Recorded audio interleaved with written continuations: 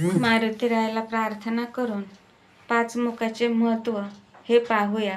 पंचमुखी रूपामागील रहस्य. असे म्हटले जाते की जेव्हा अहिरावणाने प्रभू राम आणि लक्ष्मण यांना पाताळ लोकात नेले होते तेव्हा त्यांना सोडवण्यासाठी हनुमंतांनी पाताळात प्रवेश केला. तेथे 5 वेगवेगळ्या दिशांना 5 दिवे जळत होते.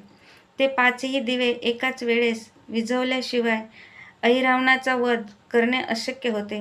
म्हणून हनुमंतांनी एकाच वेळी 5 दिशांना मुख असलेले पंचमुखी रूप धारण केले आणि ते दिवे विझवून प्रभू रामाची सुटका केली. आपण 5 मुखे कोणती ते पाहूया.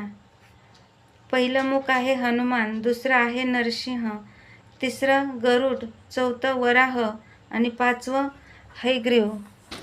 पुढचा व्हिडिओ पाहण्यासाठी लाईक करा, सबस्क्राईब करा, शेअर करा ही नम्र विनंती.